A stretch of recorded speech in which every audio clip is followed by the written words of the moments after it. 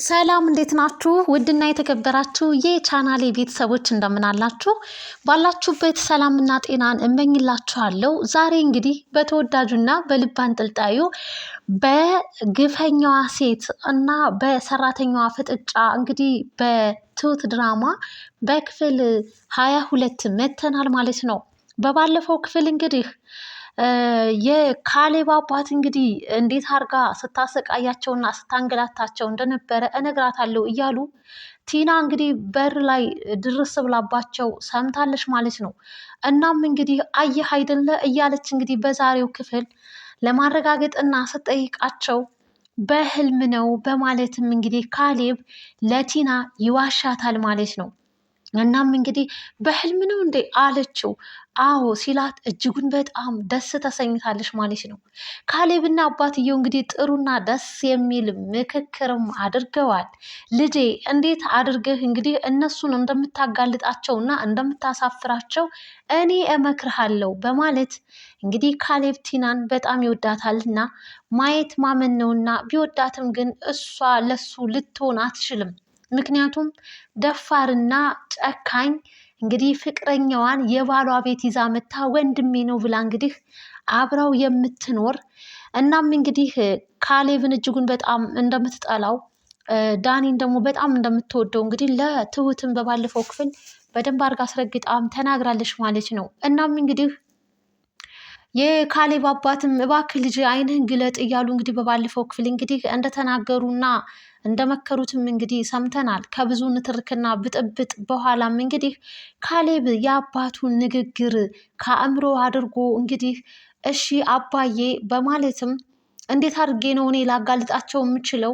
ለምን አንተ እንደምታውቀውና ሁሉን ነገር በአንተ በኩል እንዲጋለጥልኝ አይሆንም በሚልበት ሰዓት በአንተ ነው የሚያምረው ልጄ በማለት አባትየው ነገር ግን እንዴት አድርገህ እነሱን እንደምታጋልጣቸውና ነገር ስራቸውን እንደምታይ እኔ አግዝሃለሁ፣ ትሁትም አለች በምትፈልገው ነገር በማለት ልጃቸውን ወደ ትክክለኛው መንገድ እና እንግዲህ ቲና ምን አይነት ሴት እንደሆነች በአይኑ እንዲያይና ከዛ በኋላ እንግዲህ ውሳኔውን እንዲወስን አባትየው ጥሩ አድርጎ መክሮታል ማለት ነው።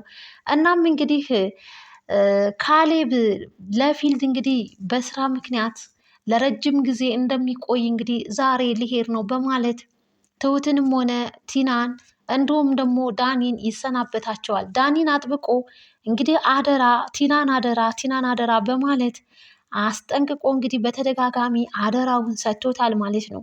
ምንም ችግር የለም አታስብ እያለ እንግዲህ ዳኒም ለአባትክም ሆነ ለቲናም ለቤቱም አለሁኝ እኔ በማለት በኮንፊደንስ እንግዲህ አደራውን ይቀበላል ማለት ነው። እናም እንግዲህ ትሁት ግራ ተጋብቷታል።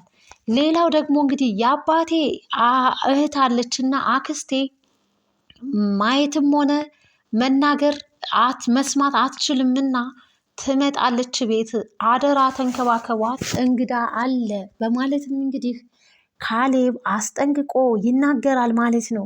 እናም እንግዲህ ትሁትም እንግዲህ የምትመጣዋ ሰው ምን አይነት ሰው ነች በማለትም እንደገናም ደግሞ አባባ ሴት ነው በማለት አባባ እንግዲህ አባቴ እየተዝናና ነው ብዙውን ጊዜና ረጅሙን ጊዜ እንግዲህ በቤት ውስጥና ሲሰቃይ በህመም አይደል የኖረው ራሱን ፈታ ለማድረግ ዘና ለማድረግ ወጥቶ ነው በማለትም ይነግራቸዋል ማለት ነው።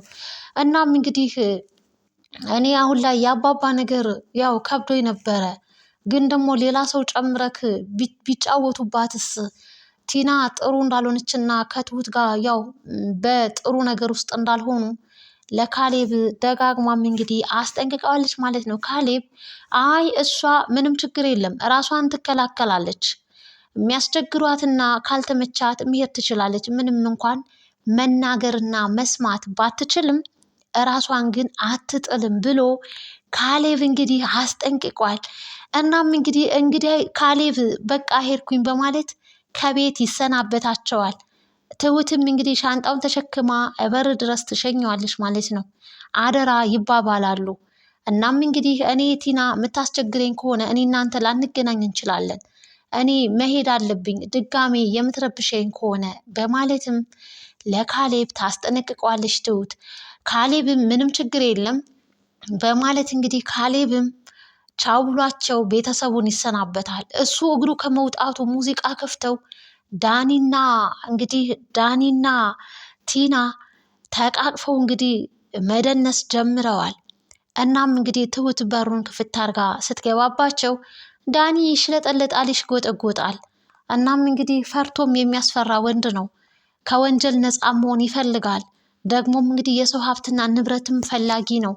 እናም እንግዲህ እሷ ግብት ስትልባቸው አገላምጣ ስትመለከታቸው ሙዚቃውን ቀነሰው። ምን ፈለግሽ አሏት። እናም እንግዲህ ቁርስ ላቅርብ እንዴ ስትል እኛ ለራሳችን እናቀርባለን በማለት እንግዲህ ቲና ትነግራታለች ማለት ነው። እናም እሺ ብላ እንግዲህ ትሁትም ወደ ኪችን ትገባለች። ኪችን ከገባች በኋላም እንግዲህ በመጀመሪያ እንግዲህ ካሌብ እንደሚሄድ ወደ ስራ ስትነግራት ነግሮኛል አለቻት ትሁት ማለት ነው ለቲና። ለአንቺ በቃ ሁሉን ነገር ማሳወቅ አለባቸው ማለት ነው። ሁሉም እንግዲህ ቲና ትክክል እንዳልሆነች ስለሚያውቁ ለትሁት ያግዛሉ። እና ቆይ እነሱስ እሺ አንተ ደግሞ አሁን ምንድን ነው ለእሷ የምታግዘው እያለች ዳኒን እየጨቀጨቀችው ነው። ዳኒ ምርር ብሏል። እኔን በቃ ከዚህ ጉዳይ አስወጭኝ፣ ማንኛውንም ነገር ልናደርግና ልንሰራ የምችለው በሲስተም ነው፣ በብልጠት መሆን አለበት፣ በጥላቻ አይደለም፣ በጠብ አይደለም እያለ ዳኒ እንግዲህ ይነግራታል ቲናን ማለት ነው። ቲና እንግዲህ ትሁትን እጅጉን በጣም ትጠላታለች። መንገዴ ላይ የቆምሽ እንግዲህ ጠላቴ አንቺ ነሽም ብላታለች። እናም እንግዲህ ሴትዮ እባክሽን ተይኝ፣ እኔ ይሄ ስራ ቦታዬ ነው፣ የምትፈልጊው ነገር ከሌለሽ ውጪ ከዚህ ብትላትም ቲና ልትሰማት አልቻለችም ትሁትን ማለት ነው። እናም እንግዲህ ሲጠናባት ትሁት ከኪችን ለቃ ትሄዳለች ማለት ነው። እንግዳ የምትባለዋ እንግዲህ የአባባ እህት ትመጣለች ተብሎ ነበርና መጣዊ ብላ እንግዲህ ወደ ቤት ከነሱ ጋር ተቀላቅላለች። እና ራሷን ተኮናንባ ግማሽ ጎኗ ብቻ ነው የሚታየው። ነገር ግን የምርም ይቺ እውነት የአባባ እህት ነች ወይንስ ካሌብ ነው? እኔ እንግዲህ ካሌብ እንግዲህ አባባ በመከሩት መሰረት ሁሉን ነገር በአይን በብረቱ ማየት ስለሚፈልግ እንግዲህ ሴት ነኝ ብሎ እንግዲህ የአባባ እህት ነኝ በማለት እንግዲህ ወደዛ ቤት እንግዲህ ገብቷል ማለት ነው። ካሌብም እንግዲህ ሁሉን ነገር እንግዲህ ራሱን ሽፉንፉን አድርጎ ቲና ለሰው ያላትን ንቀት እንዲሁም ደግሞ ከዳኒ ጋር ያላትን መለጣጠፍ ዳኒና ቲና ምን እንደሆኑ እንግዲህ እስከ መኝታ ቤት ድረስ እንዴት እንደሚተኙ እያንዳንዱን እንዴት እንደምታመናጭቅ ከሳሎን አስነስታ እንግዲህ ኩሽና እዚህ ካንቺ ጋር አብራ ትቀመጥ ብላ እንዴት እንዳመናጨቀች እንግዲህ ተመልክተናል ማለት ነው። ይህ ሰው ማን ነው? ካሌብ ነው? የእውነትም የአባባ እህት መተው ነው? ሁላችሁም ግምት፣ ሀሳብ አስተያየታችሁን በኮመንት አስፍሩልን።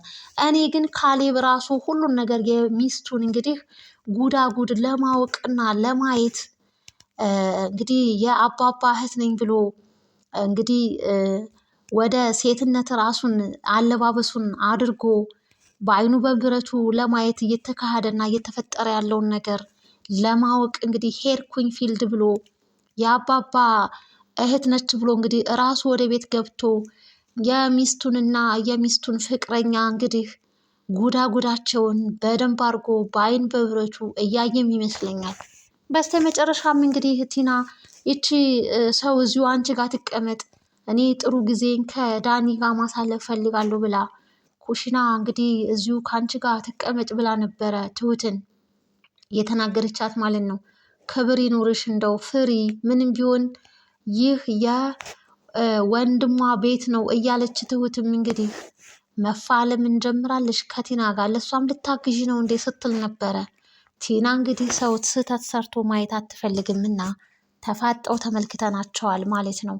እናም እንግዲህ በስተመጨረሻ ግን እንግዲህ ከዳኒ ጋር ጥሩ ጊዜ ላጣጥም ብላ ኩሽና ጥላቸው ስትሄድ እንግዲህ የለባበሰውን የተጠቃለለውን ነገር እንግዲህ ፈቶ እንግዲህ ትሁትን አፏን እፍና አድርጎ እንግዲህ ከአቅሙ በላይ ስለሆነ ይመስለኛል ነገሩና ጉዳዩ እንግዲህ ተመልክተናል ማለት ነው። ይህ ሰው ማን ነው? እኔ ዳኒ ነው ብያለሁኝ። እንግዲህ ይህ የእኔ ግምት ነው። እናንተም እንግዲህ የታያችሁን እና የገመታችሁትን በኮሜንት ሀሳብ አስተያየታችሁን አስፍሩልን። ይህ ሰው የዳኒ ነው እንግዲህ አክስቴ ናት ብሎ እንግዲህ ያላት ሴት አክስቱ ሳትሆን ዳኒ ራሱ የቲናን ጉዳጉድና የዳኒን ጉዳቸውን ለማየት ለማወቅ ሌላ እንግዳ ሰው መስሎ የገባ ነው የመሰለኝ። ሁላችሁም እንግዲህ በኮሜንት ሀሳብ አስተያየታችሁን አስፍሩ አስቀምጡ ማለት ነው። ይህ ድራማ እጅጉን በጣም አስተማሪ ነው። እነሱ እንግዲህ ሄዱልን ማንም ቤት የለም ብለው አሸሸ ገዳዬ እያሉም እንግዲህ ተመልክተናቸዋል ማለት ነው።